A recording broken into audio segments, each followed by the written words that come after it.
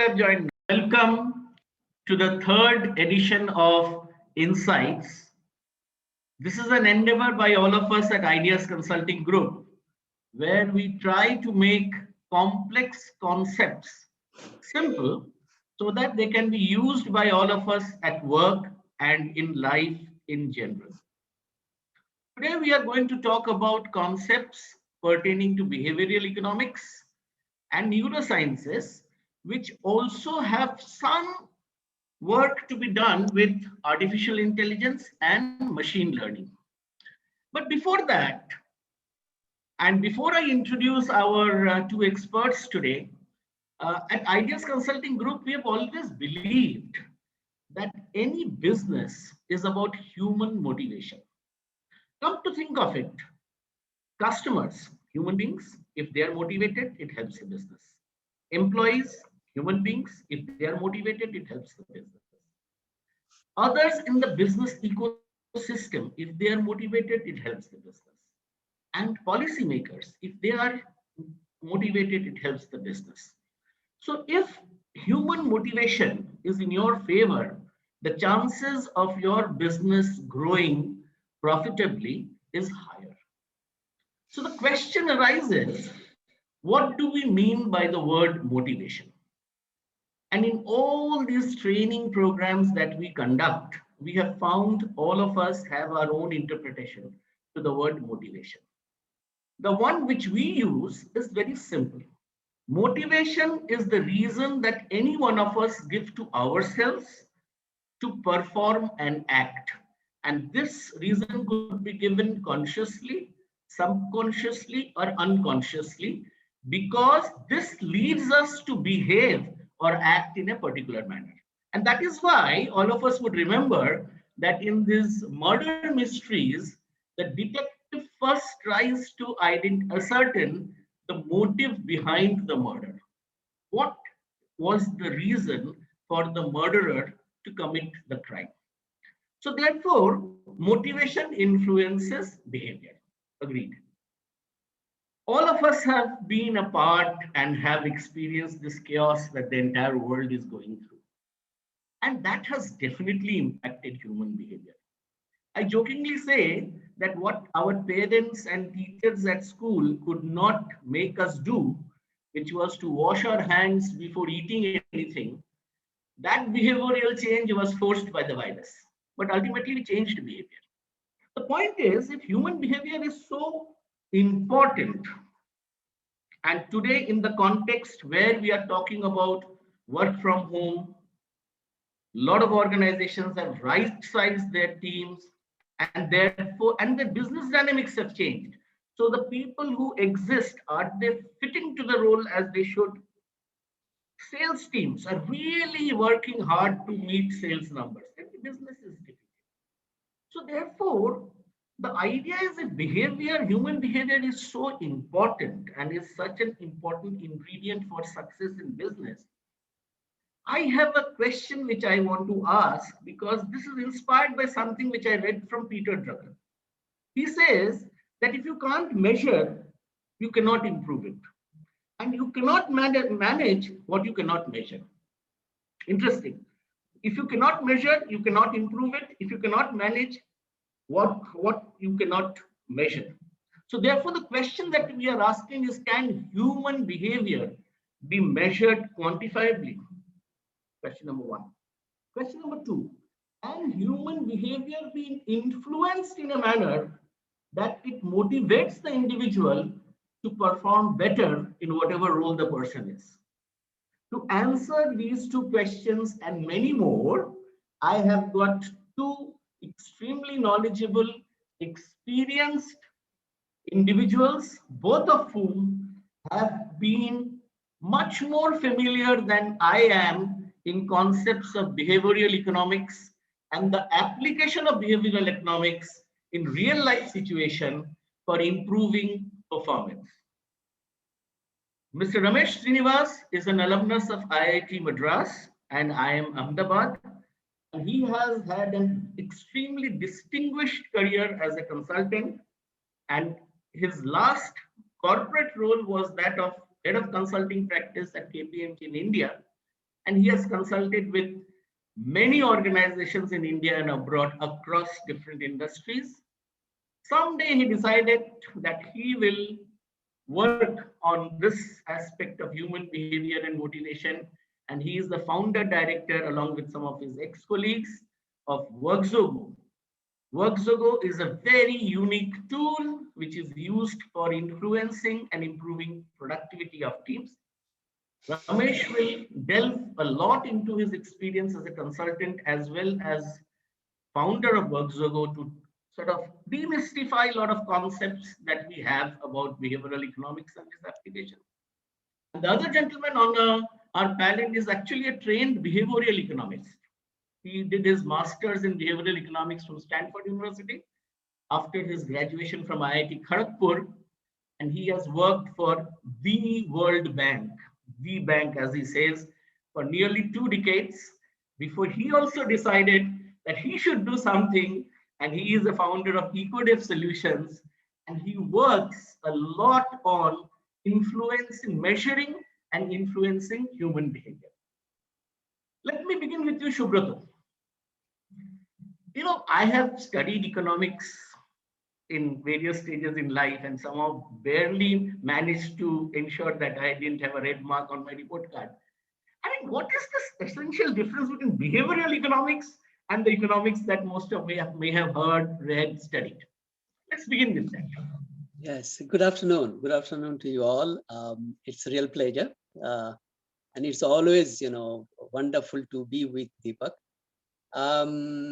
Today's topic is of quite interesting, not just from topical issues, but also I have been into this for quite some time. Now, the major difference, or let me put it in this way, if you look at a traditional agriculture, traditional economics, where we deal with what we call homo economicus. That means the people has to be the rational, logic-driven individuals, and they make certain decisions the way it should be. And that's what economics is all about. But in reality, what we found, actually human behaves completely different. Most of the times we are less rational, not always stable, and very often selfish. So all these things actually contradicts the very basic fundamentals of conventional economics. Okay? So the behavioral economics actually deals with that. So there was a dearth of a tool to manage these kind of things, that, as I was telling you, rational behaviors, not so stable behaviors, doing some things which you are not supposed to do. So how do you really deal that one? Traditional economics used to tell it as a kind of aberrations, but then we realized with the advent of mathematics, computational science, and all, so we realized that is it probably possible to really deal this animal called irrationality. Now, interestingly, our irrational behaviors, so-called irrational behaviors, are actually not illogical. They're also not senseless. Actually, most of our irrational behaviors are very systematic and greatly predictable. So as soon as these two things coming in, then becomes much easier to really handle. So that's the kind of a fundamental difference between behavior and behavioral economics and economics. So behavioral economics is actually deviation from a rational choice decision making, which we used to do it in conventional economics. Ramesh, after you decided that you will give up consulting and do something interesting in this area, I know you went to the US and spent some time there. And if you could take the audience through what were the different triggers which sort of motivated you towards the development of what you are currently marketing as well. Yeah, thanks, Deepak. And afternoon, everyone. So in corporate life, I think there is this strange paradox in that all of us recognize that, and everybody says it in one form or the other, that people are our most important assets. And as a consultant for Mayo for a couple of decades, I did a lot of work with a lot of large companies around transformation. And the playbook is fairly standard for this. You look at what the current processes of a company are, you streamline, tighten up those processes.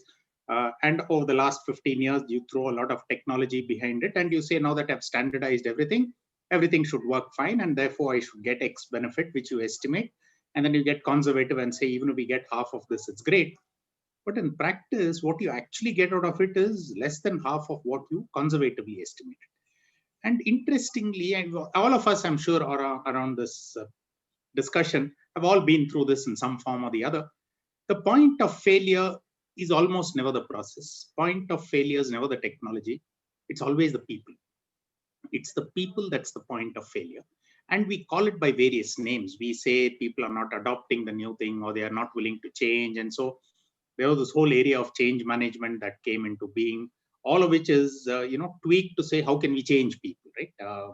So interestingly, we found that there is no way that there is no organized mechanism that people have looked at on a consistent basis to say, how can we look at changing the behaviors of people in a positive way so that they achieve outcomes that are beneficial to them? And logically, if outcomes are beneficial to every individual, the organization benefits as well, right? I'll take an example from personal life for all of us. And to be honest, 15 years ago, I used to be a skeptic on this. I used to be a skeptic because I used to say, it's all about, and a background, all engineers who come from an engineering background tend to look at problems from a very rational, analytical standpoint and say, if it's rational, analytical, it should work, right? I mean, what's the reason that it doesn't work? But like Subrata said, all of us are irrational. And I'll take an example from our personal lives. We are in March, and I'm certain in Jan of this year, all of us had, in some form or fashion, we had at least one resolution that pertained to improving our physical well-being. Whether it was diet, exercise, yoga, meditation, walking, running, it's immaterial. I'm certain all of us had at least one, right? If not more than one that said, this year, I'll be a lot more disciplined about doing this. We are mid to end March, and I'm fairly sure that what we are achieving right now is below what we wanted to achieve 2.5 months ago, right? The reason, if we think about it, has nothing to do with lack of information. All of us have enough basic knowledge, information about how much to exercise, how much to walk, what to eat, what not to eat, whether yoga is beneficial or meditation and so on. So knowledge is not the limiting factor. It's not even, a motivation to it, because all of us have set this resolution, so it's not. What is the limiting factor is to get ourselves to do it on a day-to-day basis, right? We all do it, but we do it far less frequently than we'd like to. So this is, again, in corporate life, what do? We say, look, let's give more and more information, because then people will perform better and better. But it's like diet or exercise. More and more information does not lead to action. So what is it that leads to actual action? Because action is what produces results. I mean, an intention to do it doesn't produce results. But how do you get that day-to-day action is really the key. And it's not about saying, can we kind of train someone or motivate someone once every 6 months and do it and get that done. It's about saying, how do you do it on a daily basis? Interestingly, a lot of studies around behavioral economics have thrown up some fascinating paradoxes, which I think all of us have been late to adopt in our work environment. So I'll take one as a quick example before I pass it back to Deepak. But the very common mechanism for us to get people motivated is incentive. So the theory is, let's incentivize, and like Deepak said, right? Drucker said, you measure it, then you incentivize it, you'll get greater performance out of it, right? And it all seems great. There was a very interesting thing that happened in Tel Aviv in Israel. There were a bunch of creches. There were about 10 creches there. And, parents had to come and pick up their children at 4 p.m. every day. And if you didn't pick up at 4 p.m., some teacher or the other had to wait. And therefore, you felt a little embarrassed about making somebody wait. So the latecomers were very few and far between, but nevertheless, they were there. There would always be the odd parent who would come at 4:30, pick up the child and go, and be very embarrassed about it. So someone came up with this idea saying, listen, and I'm sure some of us do this even for meetings. They said, listen, why don't we levy a fine on people who come late, right? So you say, okay, if you come late by half an hour, it costs you X dollars. 1 hour, so many dollars. And so they, out of the 10, they picked 6 creches and said, let's levy the fine.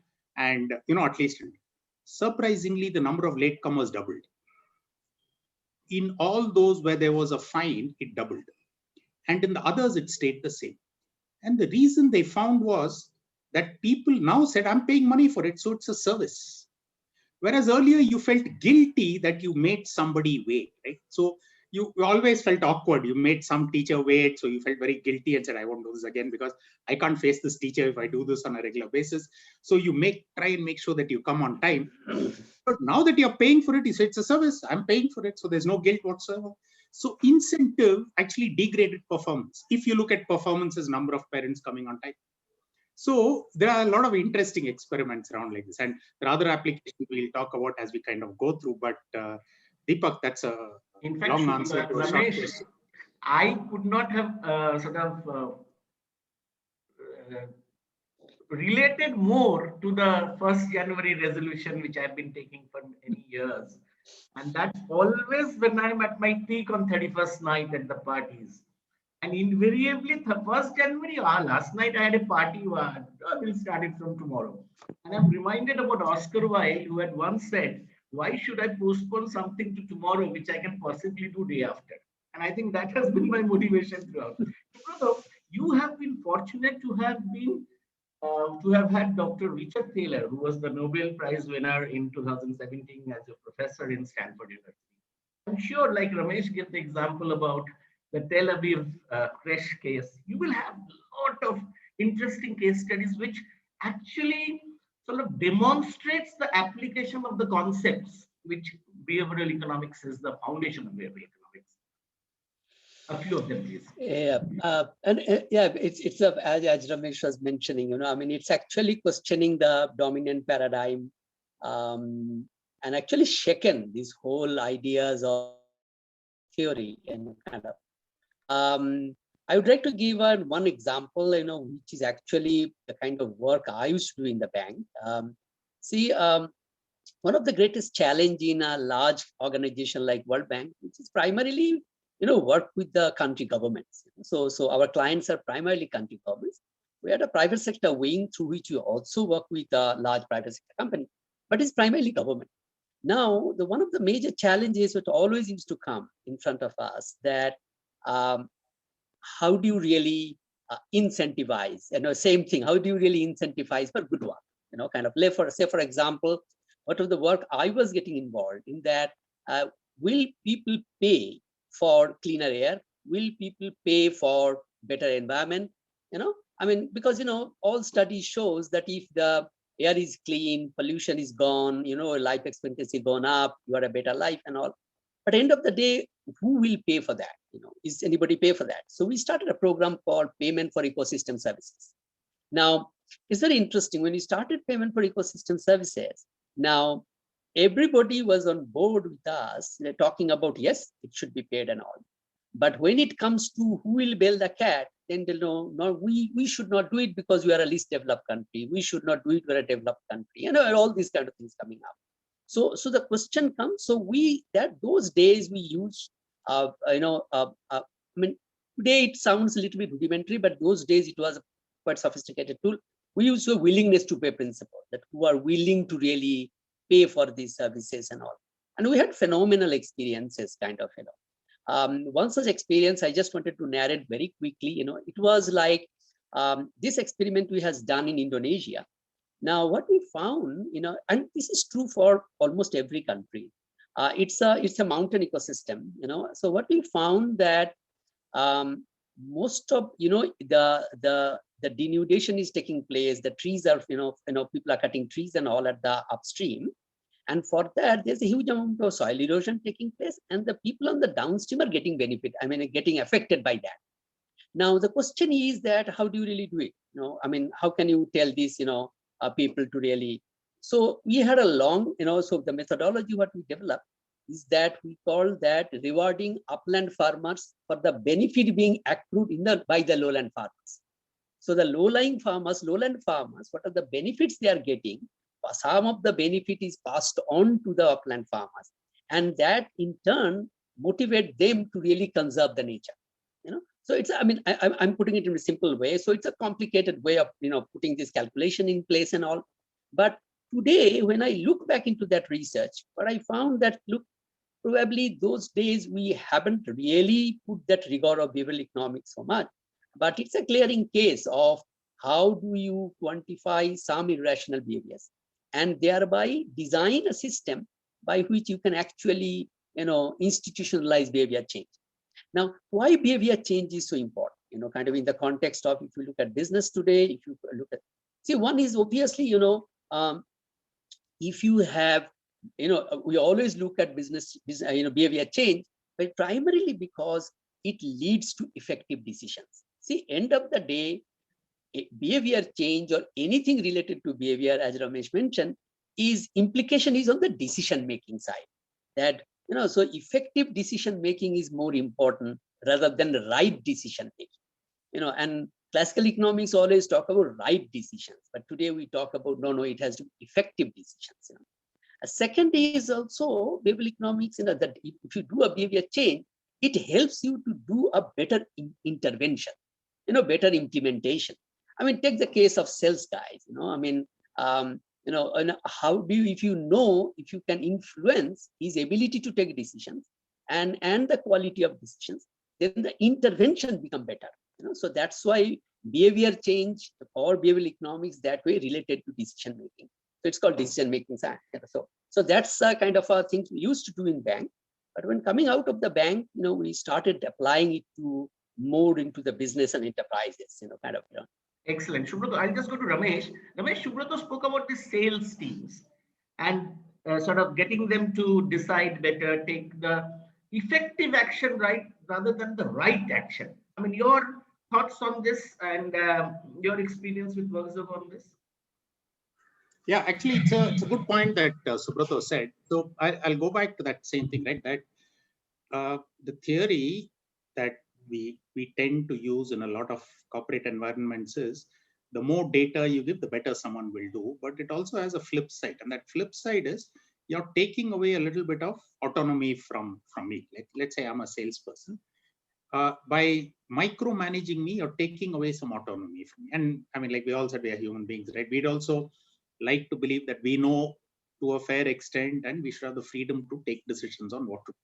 And we are capable of working things out for ourselves, which will therefore be much more effective, right? Regardless of what a technology or an analytics software is. Now, this again links to a number of different interesting behaviors. So here's an interesting experiment we did, right? The typical incentive program that you have for salespeople says, if you achieve, let's say, hit 90% of your target, you get some incentive. You achieve 100, you get so much, 110, and so on. There is an incentive that you get if you achieve a target. And that's a known thing. So everybody, I mean, most people will strive to get it. Interestingly, we looked at it and said, there is this behavioral, it's called a heuristic or a bias, which is called loss aversion, that says that I get pained if I lose 1,000 rupees far more than I get happy if I gain 1,000 rupees. So the loss hurts me much more than a gain makes me happy, right? And it's a common one that's there. A lot of people are supposed to have it. So we said, let's test it out and see. I mean, let's test it in a sales concept. Does it really work? So we took a large number, about I think 150, 200 salespeople in each two categories. And 25th of the month, we looked at people who were near about achieving their sales incentive, getting close. And so to one group, we told them through our application, I mean, you can send nudges on our product. So we sent it saying, listen, you have only 6 days to go. If you push yourself by so much, you'll earn 2,000 rupees more, right? So that's one this thing that you can do, you have potential to earn 2,000 more. And to the other group, we said, you have only 6 days to go. If you go at your current rate, you'll lose 2,000 rupees. Right? It's actually the same number at the end of the day. It's saying I'm going to gain, whereas the other group is saying you always got, let's say, 12,000 rupees incentive, you'll only get 10,000, right? To this group, it's saying you're at 10, you'll get 12 if you go. So it's the same number. There's no difference between the two. That's how we picked, cohorts that were identical. Interestingly, the group where we said you will lose picked up substantially higher than the group that we said you will gain. Now it's the same amount. It's the same 2,000 rupees. It's the same period of the month. They are at the same level of performance. Logically or rationally speaking, gaining 2,000 rupees from 10 to 12 is the same as losing from 12 to 10 if I don't. There's no difference between them, right? But there's significantly higher performance in here. So this is what I think Subrato was talking about, right? We believe that we are all highly rational, but in day-to-day things, and I'm sure all of us, we sit back and think about our day-to-day lives, what we do. Why do we postpone doing certain things? Why do we do certain things we don't need to? All of us are fundamentally rational. But interestingly, it's possible to tweak that in a positive way. So if you're able to use these inherent irrationalities that we have in a positive way, we'll all gain as a result. So that's one example of how you can use principles of behavioral science to positively impact people. In fact, Ramesh, I remember when I used to work for organizations, I have found people, somebody who's got $1,000 increment is unhappy because somebody who he thinks is inferior has also got 300 rupees increment. Why? I mean, I have got 1,000, I'm not happy about it. Why has he got 300? I'm unhappy about it. And this is a very classical phenomenon. I'm sure all of us have seen that work. Shubhra, you had a very interesting story about retailers in Africa. Some work which you did for the bank, and you measured few things quantifiably, where you collaborated with some of the top universities in the world. Can you briefly talk about that experiment? Yeah, right. That's an interesting action research we actually undertaken on the behest of US government. Now, that's very interesting problem in front of us. So we are working with large multinational companies, and they have, the current market share is around $4 million, in that particular country. It's country called Senegal in the West Africa. Now, the potential is to actually double the business. But the challenge what they are having, that most of their proxy sales force, like the dealer, distributor, retailers, they're all non-exclusive in nature. That means they are also entitled to sell competitors' product. Okay. Now, for this company, competitors' product is not a problem. For this company, the problem was the local products, which are by far very inferior in quality and all this. So they are telling, look, we are selling a technology, whereas somebody come and really, selling something which is awful of a product. And by that way, we are not only losing income, money, and we are also, our brand is eroding. So what to do exactly? So then they thought that, look, probably we should have get a group of people who value for quality, who will not cut short, cut the corners, probably would be more loyal to us and all. Now, all these are intangibles, So the management was thinking that, look, it is good, but, how do we find it? Now, most of the time, they find these kind of people based on long associations, because many of the people are working with them for donkey's years, and they tell, yeah, I know that John is good because I know him for last 8 years. That Peter is not so good because, I don't know, I just know him for 1 year. He may be good, he may not be good, I don't know. So all these, then, the question comes that, is it possible to really measure that quantitatively? And that's the fundamental part of the research. So what we had done, we looked into 700 such micro retailers. They're really small business owners, spread across entire, country, Senegal. And first of all, we try to really understand that what makes them a business person. Why are you calling them a business person? And it's a more of a typological problem. So we like to understand, first of all, define how do you tell a person, or how do you brand a person as an entrepreneur or a business person? Now, we were a bit fortunate because we were collaborating with 3 large universities, for this part of the project: Cambridge in the UK, MIT and the Yale in the US. And then first things what we had done, we find out a kind of a, primarily based on secondary researches, the definition of an entrepreneur. And interestingly, the definitions are all intangible quality. Like an entrepreneur will have as you mentioned, a highly motivated guy. He should have strong Excel, drive to excel. He should have a strong networking capability, have an eye for detail, and all these things. And now the point coming in that, okay, how do you really measure it? And so that's what our first the tool came up. So where we use primary behavior data. We designed the instrument through which we collect primary behavior data. And at the back end, we run an algorithm which actually converts that primary behavior data into tangible scores. And, so now because its scores is easy to handle. And based on that, we actually, classify people into 3 cohorts. The people, we measure primarily 2 things. One is we measure his ability to generate revenue. which we call entrepreneurship, entrepreneurial capability. Second one, we measure his willingness to repay, because many of them, they need working capital loan, they need kind of things. But then how do you know that he or she will repay? And most of these guys, they doesn't have a strong financial history, so that you cannot run a normal credit score kind of things. So when we measure based on these two, we actually found three set of people. Some who are very high on these two indices, we call them champion, and who are very low, we call rookie, and the masters are in between. And then we triangulate it with the existing data point, try to really see how accurate we are in terms of predicting these things. So our, the match came around 88 to 90%. I mean, as a first instance, is a pretty good actually. We look into, and then we deployed into various other countries, various other situations, and all. And through this research, what we found, primarily there are 12 traits, behavior traits we identified, which actually tells us this, how entrepreneurial creditworthy they are. They are something like achievement motivation, locus of control, passion for work, metacognition, self-efficacy, need for dominance, and also the networking capability, and then conscientiousness, agreeableness, extroversion, neuroticism, openness to ideas, and all these. And so what we had done, we measured each of the traits individually, but then we found that there is also relationship between these traits, and that's why mathematics comes in, the computational science comes in.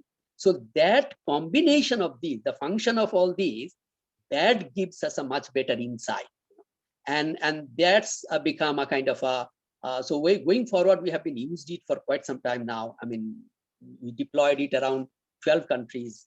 No, I think now it's 14 countries. We are now very recently we are in Australia and in Europe. So that's what we are currently trying to do, where mathematically we measure behavior, and thereby their ability to take decisions. In fact, Subrata, you bring a very interesting point, which I want Ramesh to comment upon. Ramesh, on your WorkZogo platform, briefly, you could just explain to the audience how how does the platform basically work. But what I'm interested and requesting you to comment on is there a lot of behavior that you can observe on this platform, and some of the insights which you are able to cull out for the organizations which are using WorkZogo, both at the frontline salesman and supervisory level, would be very interesting for the audience. Yeah, sure. So I'll just give a brief about what our concept is, and there's not a sales pitch. It's more to explain and say how do we use behavior. But fundamentally, we have a mobile product. And what the mobile product does is it nudges salespeople on a daily basis, but uses behavioral nudges in terms of telling them what to do on a day-to-day basis. So it uses a number of different types of behavioral nudges. Interestingly, if all of us think about people in large organizations, and let's say I'm a salesperson, actually the organization has a lot of potential to collect, to know or understand me very well, because number one, all my performance information is somewhere. Constantly, I'm being mentored, coached, told to do things by managers, etc. And I have a certain response. So on a daily basis, strictly speaking, there's a lot of interaction that takes place. If you make some of that interaction digital by saying some of this coaching, suggestion on what to do, mentoring, if you can make it digital, then interestingly, you can capture the impact of that coaching on my performance as well, because then it's easy correlation, right? So that's what we do in a nutshell. We do digital coaching by sending nudges through our platform, and then try and track what impact it has had on my performance, which things I respond to, which ones I don't, how much I've improved, how much I haven't, etc. And therefore, in some sense, there is a digital coach for me, personal coach, which begins to understand me very well and says, okay, this is what this person responds to. So let's do this in order to up my own performance, right? It benefits me. So that's a concept. Now, the result of this, interestingly, if you aggregate it, you can get a lot of very interesting behavioral patterns that there is no other way of collecting. So let me give one example. We did this for a very, very large bank, and this had a few thousands of salespeople that we were doing it for. And the head of the bank called us at the end of a year and said, listen, you people gather a lot of data. You obviously understand as a result of this aggregate data what makes my salespeople tick? So can I look at incentive structures, etc., that are in line with what actually makes them tick? And so we did this analysis, and we did it for two large groups. One group large worked entirely in the tier 3, tier 4 rural areas of the country. And they were headed by a certain person. Another group worked largely in the urban areas. They sold slightly different products naturally because of the geography, but one was largely rural, tier 3, tier 4 town focused, one was urban focused. And so when we kind of did the aggregate analysis, one very interesting pattern came up. Now, if you look at behavior or what motivates, let's say me, I get motivated by a number of things, incentive, comparison with my peers, etc. But at an aggregate level, I can break it into two things. Am I motivated by comparison with others? Meaning, do I reference myself with my peers, or do I reference myself? I say last quarter I got so much, now I should get more, right? So two broad areas. And interestingly, we found that the rural team was almost entirely self-referencing, and the urban team was peer referencing, right? Same bank, the head of both of these was the same individual. So same incentive structure, everything the same, but two very different behavior patterns.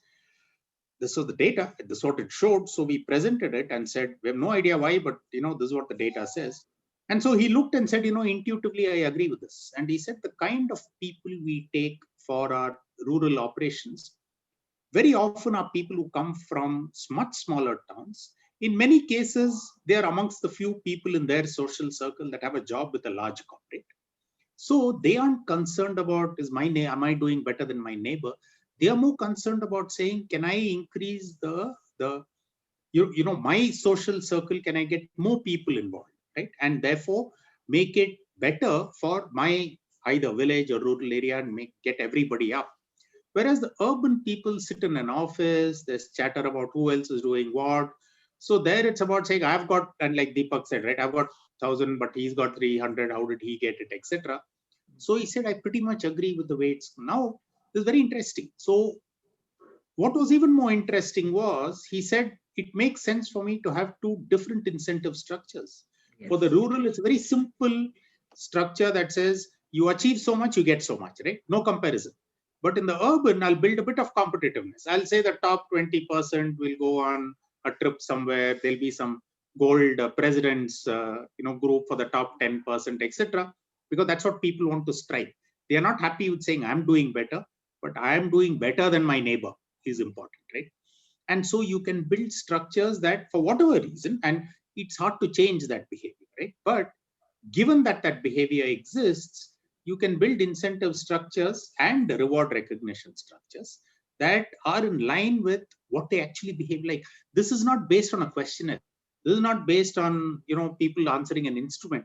This is based on tens of ways, and every individual behaves every day. We gather about 1 million behavioral instances a week across all our customers and people. So obviously there's a rich amount of data in there. So these are interesting things that you uncover when you look at saying, what are people actually doing? Just one word before I go on. We define behavior a little differently in our product. We say behavior is observed action. It's not intent. I can't measure intent. I want to go meet 5 customers today is a great intent, but our measurement of behavior is how many have I actually met? Have I met 0, 1, 2, 4 is the actual, because behavior for us is something that's strong enough to translate into action and not remain a good intention in our minds. Absolutely. And so it's that translation that becomes important. That throws up a lot of interesting, analysis variables that come along the way. Subrata, I'm sure Professor Taylor got the Nobel for his pioneering work on the concept of nudge, which Ramesh mentioned. I'm sure you have studied, you've been taught by him. I'm sure you will have 1 or 2 case studies from Professor Taylor's work, which could be of interest to the audience. Right. Yeah, I mean, nudge become very prominent because of him, but nudge was there also before. But he actually, started looking in this from a concept called choice of architecture. So choice architecture is one of the greatest challenges today. Is not lack of choices, is actually choice overload. Today, if you look at from a consumer point of view, any product you tell, our challenge is actually what to choose, what not to choose. I mean, maybe 40 years ago in India, you have only choice of getting only ambassador car. So you have no other choice. But today, almost every month, there is a new variant coming up. So the problem is, what not to take and what to take kind of. So nudge actually based on that choice architecture, that how do you design that, and then you push the customer to a desired choice, which you really like him or her to buy, kind of things. So that's the way he's nudged, But most of his early work in nudge is actually on the public policy space, and he being a professor and the universities are the site for generating public goods primarily, though in the US people, university produce a lot of commercial goods as well. So he's on the public policy space. So yeah, his early works are kind of, why person didn't give away their organ after death, I mean, why it's so difficult to, sound smoky, all these kind of things, there's a lot of interesting work done. I would really like to tell you two very interesting studies, I mean, one study primarily in which he was involved in, and that's a very interesting one, and it's now well read, kind of well covered also. See, this is a group of hotel, I mean, chain, JW Marriott, it's a large chain, and JW Marriott primarily offers on a franchisee basis. So many countries they don't have own property, but is run by the franchise. Now, it was in the early 2014. JW Marriott was actually, as a group, like to improve their carbon footprint. So as a hospitality industry, the wastage is very high. Most of their processes are not so green. So shareholders are putting a lot of pressure on them and telling that, look, we need to be more sensitive. So one of the area they identified is a very interesting area that they found that during a buffet lunch or dinner across the globe, and this I'm talking about across various countries' data, they found that food wastage is remarkably high, very high. I mean, in fact, the data shows around 48% foods are being wasted during the buffet lunch or dinner. Now, almost half of the food actually going to the drain. Now, financially or commercially, it is not hitting them because anyway, customer pays for it. So they're not bothered, but they are bothered because these food wastage, I mean, there are growing sensitivity across the globe that, you should not waste food. And they always equate the food wastage with number of hungry mouths, So had not been wasted, so many people could have fed kind of. So they told how to really stop that. And it's a very, very tricky situation, I mean, normal classical thinking just ceased to operate, I mean, you cannot, in a hospitality industry particularly, you cannot go and tell your guest, don't eat, don't waste, do this, do that. No way. I mean, strict no. And the line managers are, they are literally never ever, you can't do that. You are actually committing suicide. So they, hired, Dr. Thaler and his team and all. And it's a very multidisciplinary team. It's not just only economists, there are designers and all these product designers and all. They come up with a very interesting idea. And what they had done, they actually reduced the size of the dinner plate by almost half. So people are thinking, I mean, what is the heck? I mean, how is it going to change? So 2018, they took the survey again. So they found that food wastage has actually reduced by 30%. That means current food wastage is now only 18%. So from 48 to 18%, just doing a simple, solution called reducing your plate size, I mean, the dinner plate size. Now, this is the, classical example of nudge, where you are actually changing somebody's behavior without letting him or her know, and that's also put a serious question about classical training type, paradigm, the way people do training on behavior change and all these, So because, as you all do training, in your organizations, or you have seen that the return on investment on training is not always been properly measured, is a very expensive propositions and all.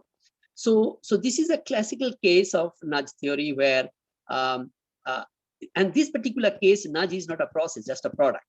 So nudge could be both process and the product. So there are various such examples are there across, and we do use these kind of things also in our work quite often. So Subrata, is it because people feel shy to go up every time and get the food, therefore the wastage reduced? What was the behavior? I mean, the fundamental reason, yeah. So they have videographies. They have videographies, the videographic evidence where they're analyzing. Three things actually happen.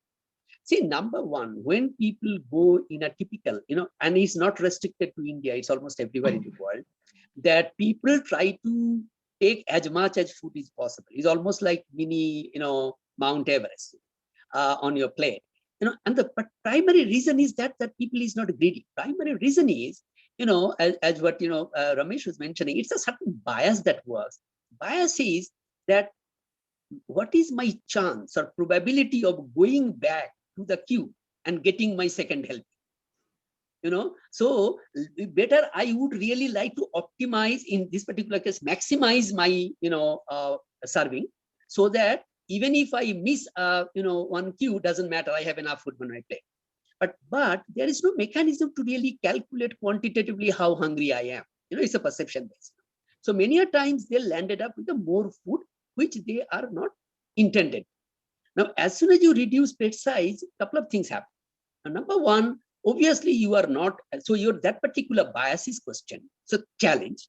As soon as your bias is challenged, as a human being, as a human behavior, you try to find out another mechanism. So what is the mechanism? So you try to really see that how quickly I can go back to the queue. Now, as soon as you quickly go back to the queue, after 2 or 3 times you do, there's a lot of eyeball pressure. People all looking at you and started telling, these are all done in a very subtle way. Nobody will come and tell you, why are you going to do that? And it actually started affecting your behavior, So these are the way, even, so based on that, so the fundamental reason is that you work on the biases. And if you can develop certain solutions that will challenge that biases, people will automatically, it's a kind of an autopilot mode, kind of automatically adjust themselves to any behavior. Ramesh, my experience, 33 years since I have graduated from IMC, is that the most difficult position in any organizational structure is the first line supervisor. If that first line supervisor is unable to do his or her supervisory role, then the team actually doesn't perform to the potential. Now, the work that you do in WorkZogo, you are getting so much information and data and behavioral instances which you mentioned more than a million in a week. Does it also give insights to this frontline supervisor to perform his or her duties more effectively? Yeah, good question, Deepak. Actually, you're right. If you look at a frontline supervisor, in a lot of cases, they handle between, depending on the company structure, 5 to 8 people at any rate. That's our usual size that you see across the board. So it's actually a difficult job because many of them actually are not trained before they get into that role in the first place. Second, there's a lot of information they have to assimilate before they are able to coach every single individual. So if you're able to use technology intelligently to do 2 things. Number one, curate all that information because it's an overload. If I have 8 people working under me, each of the 8, how are they doing is an information overload.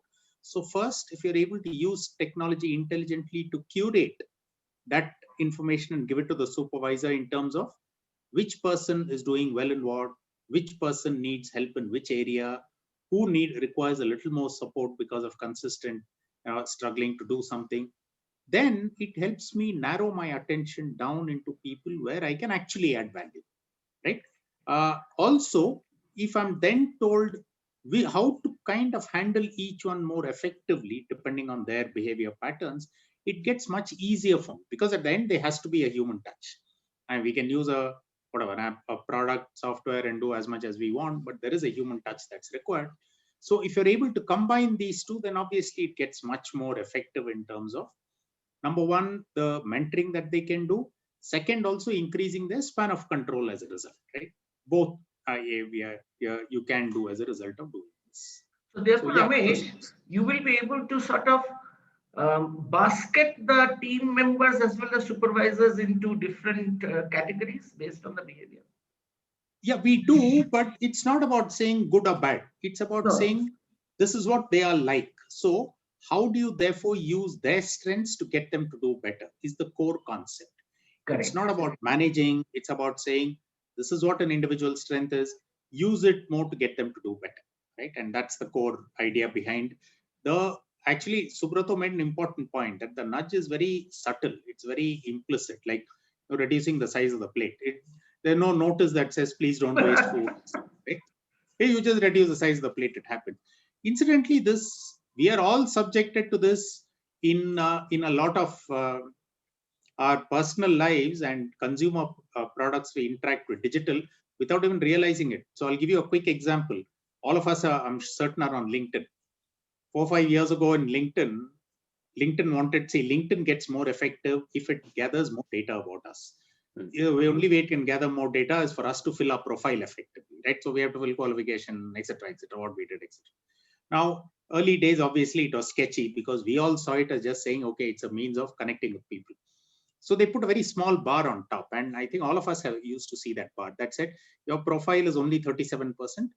Fill up your degree, it will become 43, 52%, right? And so one thing, it asked you to, so you went filled up, it became 52, you're very happy. It didn't tell you fill up your whole profile, otherwise you can't go further, you're not allowed. All of us would have walked out of that product, right? So this is a nudge. It got us to do it. It made us feel good that we got that done because this thing went up and they got what they wanted as well, right? So that is another example of a digital nudge. And what Subrato gave was a physical nudge. This is a digital nudge. And all of us, by the way, are subject. You go to Amazon, and if you start looking for it, you'll see a lot of digital nudges. You will see when you buy a certain product, it will say only 5 left in stock, right? That's a behavioral thing called scarcity. I don't want to lose only 5 are there, right? In fact, when Flipkart did that mobile phones thing, right? They had that thing saying, it's open for 1 minute, please go and book. And you had whatever, a few 100,000 that went in and booked for a mobile phone in 1 minute. And it's strange, right? You want it more when it is scarce. But a lot of digital products use this. It's not unfamiliar if we open our minds and think about it. Yeah, in fact, Subrata, the point that you were making about this experiment that you did in Senegal, I often hear, especially when we consult with a lot of these family-run businesses, the owner says, I want my employees to have an entrepreneurial mindset. They should act and behave like entrepreneurs. Am I right? So I'm sure the work that you have done with those 12 behavioral traits is also applicable for employees in different job roles with different traits. Yes. Is that so? And how does it work? Yeah, so it started with a particular job role called, as I told you, retailers or dealers. And then going forward, we realized that, it has a great potential if we can really tailor it to a different situations, and more issues that we started getting major. Like I'll give an example, we started with entrepreneurial capability and creditworthiness. Today we have added 2 more. One more thing, one of them is called trainability. Means ability to adopt or apply acquired knowledge. Now you might have gone through training and all, you have all seen. See, training program, people come, learn, but that does not necessarily mean as soon as they go back to their workspace or in life, they will started applying it immediately. That never happens that way. So then why? So we started measuring that one. Second thing, so we also started measuring what we call resilience, and it is becoming very, very important in this particular context of pandemic. We were in conversation with a large refinancing bank. Now they were telling, it's a very interesting story. They were telling that, look, government is asking us to recapitalize all these businesses, because everybody lost their working capital, everybody lost everything, but we really don't have any data. We really don't know because last 1 year they haven't done any transaction. So how do we really make a decision to that? So what we are trying here, we are trying to really measure something called resilience. Resilience means one's ability to cope in a stressful situation. Now, these are all behavior factors. These are, yes, there is some economic factors attached to it, but it's primarily to do these. Now, I have my own work also, on a research, where we are actually looking at which group of farmer will adopt climate smart agriculture technologies faster than others. So what and as Ramesh mentioned, it's not that, you give them information, you give them technology, you give them incentive and immediately they will lap it up. No. What we found, and not in one country, it's across country, research in, I think in 4 countries. And we found that the more the resilient farmer, and they actually adopt the climate smart, or that matter, any solution much faster than others. So from these, we started also helping organizations, which is called How do you know that business continuity is followed? How do you know that person will continue his or her business in a situation like pandemic?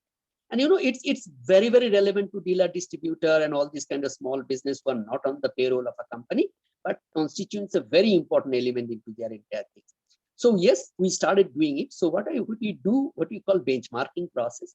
We benchmark that particular job role, and then we try to find out that in order to excel or in order to deliver certain things, what are the behavioral attributes required for him or her?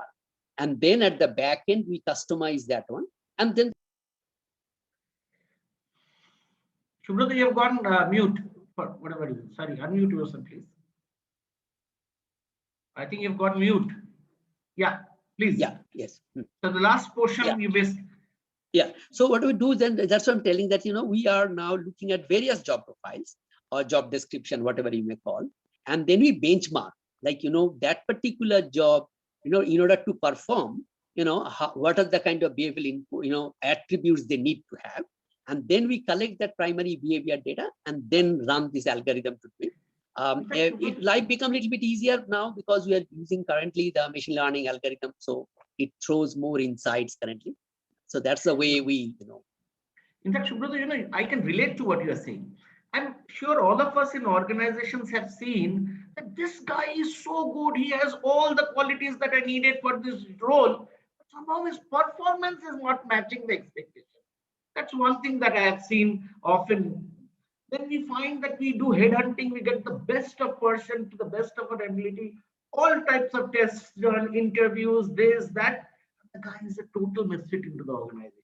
So there is much more than academic credentials, experience, basic competencies, and I think behavior is the missing piece in this jigsaw, which makes that fitment, whether a person fits the role or fits it partially or doesn't fit at all.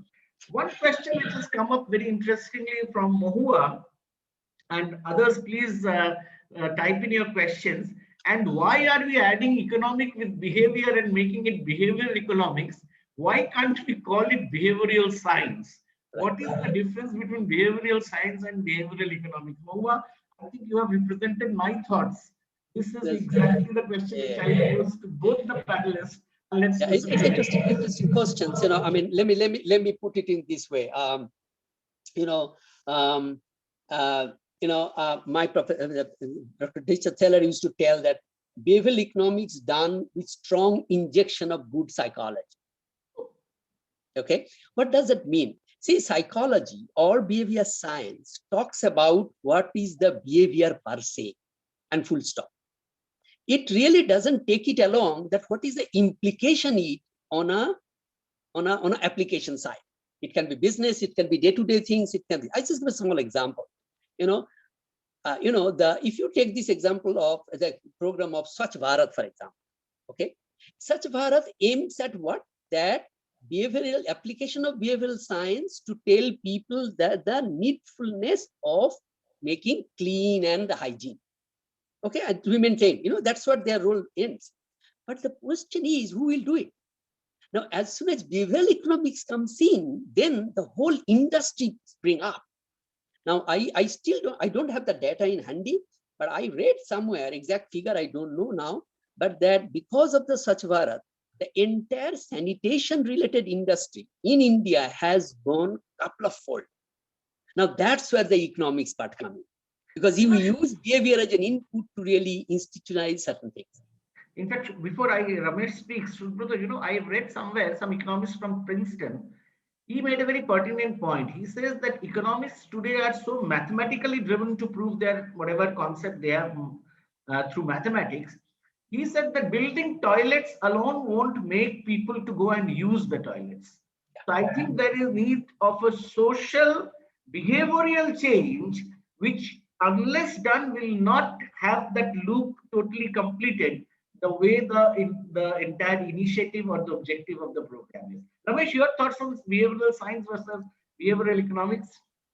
Yeah, actually, it's a good question. And I would think actually the original application of this whole behavioral thing came through our behavior in an economic context. And therefore, the phrase behavioral economics that said classical economics assumes all of us are very rational. We all behave the same way. All of us respond to the same incentives, etc., and the same triggers. And behavioral economics, that is not true. All of us don't respond to the same. We are also not very rational. We also don't necessarily measure of utility of something before we actually do it. And so I guess the phrase came there. But there's always been a branch which I think we used to call psychology, which still is, which is behavioral science, which looked at saying, can you look at adding statistical scientific methods also to extrapolate behavior patterns to a wider population. So I guess that's all it is. In fact, Kahneman was awarded the Nobel Prize for his work on behavioral economics, right? 2002. Yeah. All The right. first Nobel on behavioral economics, but his work is a very seminal because first time he actually challenged all of us to look, use psychology as one of the lever, In fact, I've been reading that book, Think Slow, Think Fast. It's amazing. And it's based on observing people and then trying to interpret what he observed. Very interesting stuff. I'm somewhere in the middle of this thing. Mohua, you've raised hand. You can ask question. How does Daniel Kahneman work fits into industrial behavior for improving the productivity of human resources? The question is from Prakash. Who will take this? Interesting question. Oh, I can take it. I mean, I think there are many applications of Kahneman's work in that. I think I gave one example of different kinds of sales incentive structures, right? Where you use loss aversion, where you say what you can lose if you don't do versus what you gain if you do. Also, the incentive structures around saying, do I refer myself to peers or am I self-referencing? So you have different motivational incentive structures that work. All of these are actually driven by human behavior. So if we are able to understand saying at an aggregate level or even at an individual level, what is it that motivates every individual? And that's what we do on our product through the concept of nudges. Then the final intent of that is actually to increase performance or productivity of every individual, which automatically leads to their own satisfaction going up and therefore the organization benefiting. So yes, I mean, it's widely in fact done, and we do it that's the basis of our product. Yeah, and actually if you would like to add to that lead to this, this very famous prospect theory. That's what Daniel Kahneman's major work. That theory helps us to really measure that loss aversion bias and other biases, kind of things. So it is all about the interaction between the risk and uncertainties. Now, any productivity related issue you talk about, it is very important to really understand that risk and uncertainty related to this and thereby the performance. So from a theoretical standpoint, yes, it gives us a completely new way of looking into it. But on a practical way, we use the same kind of analytical tools to actually measure that risk and uncertainty and that. Right. So that's the kind of a contribution Dr. Kahneman made.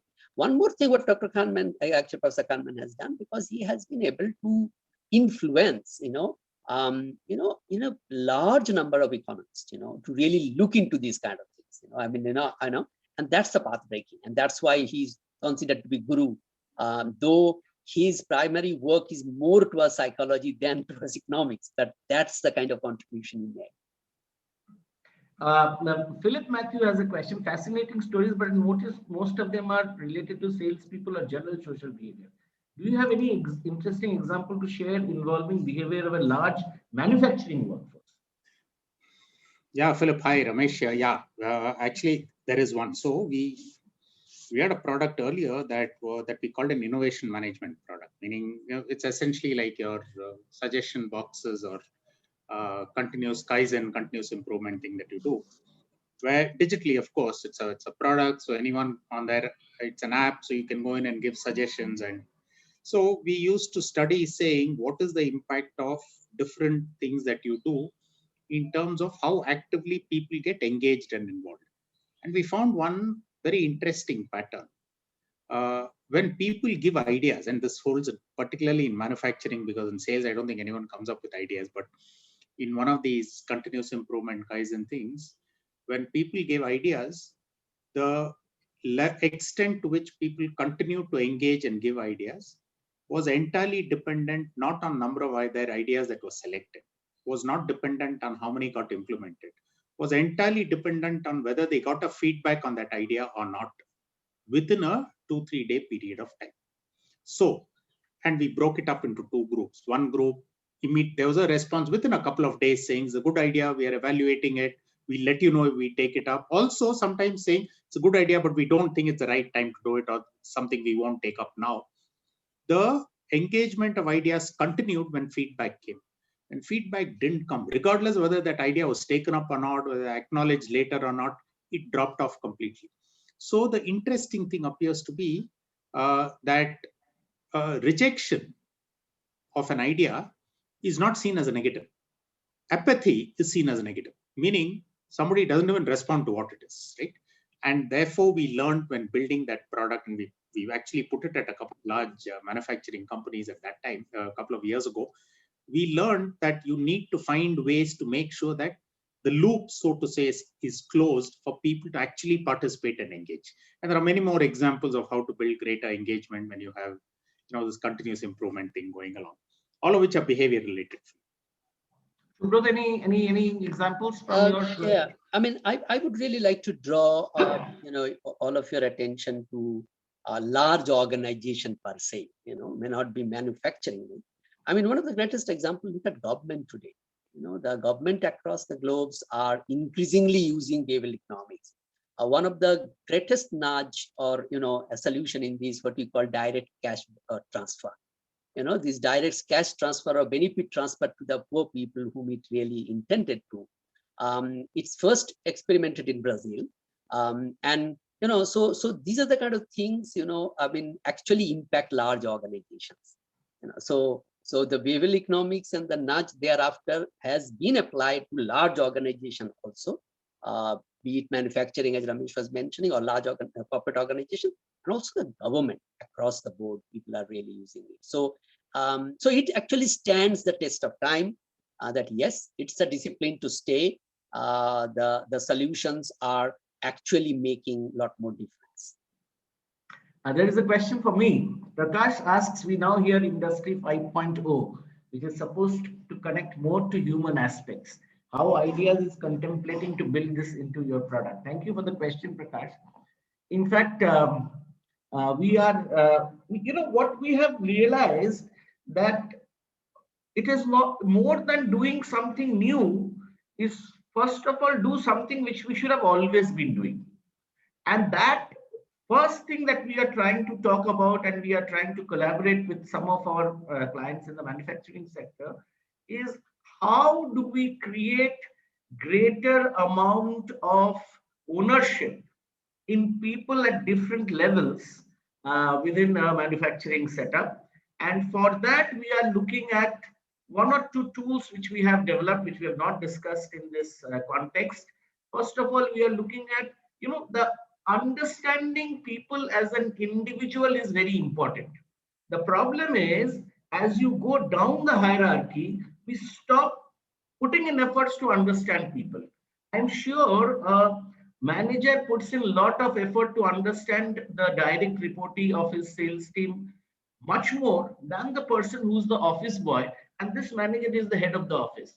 So the idea is that how do you value each individual in your organization by understanding that individual first, looking at what could be their motivational triggers to do better than what the person is doing. And here, one of the areas that we have found is a big area of work is the person at the lowest level of hierarchy does not know how is whatever he or she is doing is contributing to the overall organizational goal. There is no understanding in terms of the goals of the organization and how do I play a role in that. And this enhancement of the self-worth by attaching to the organizational goals is something which actually motivates people to look at their work more closely. We have come to the end of the discussion. 1 hour flew past us. Your concluding comments, Ramesh, and then I'll come to Subrata before I wrap up. Any thoughts?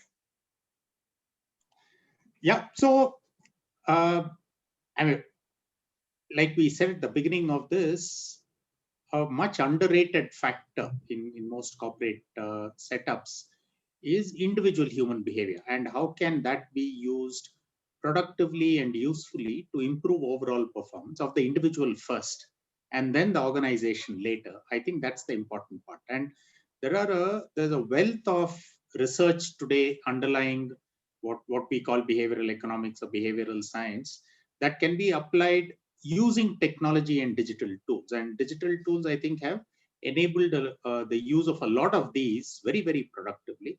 So I think it is on the verge of leading to an entirely new phenomenon, I would say, where you can use the power of digital to enable human change in human behavior in order to get greater performance going. Subrata, your comments? Yeah, I agree with Ramesh. I think the ability today to interpret data, both qualitative and quantitative, gives us a much better insight. So in fact, more and more qualitative data today can be managed more professionally and better way to really derive certain decisions and all. So going forward, I think that the core of every decision making, be it a small industry or big industry or government, it has to be something related to behavioral economics. People may always argue about that what would be the correct nomenclature, but the issue is that understanding human behavior, understanding that the incentives for a person to act in a certain way is going to be the way forward. And the sooner or better we started integrating into our system, obviously it will not only help us to achieve something, reduce a lot of transaction costs.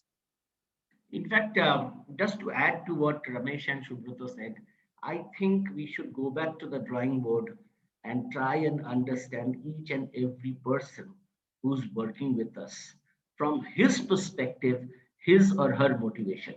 And we should not stop at people who are working as a part of a team within the organization. We must look at the motivation of the individual who is representing a vendor, an individual who is a part of the business consulting team, an individual who is a part of the distribution channel.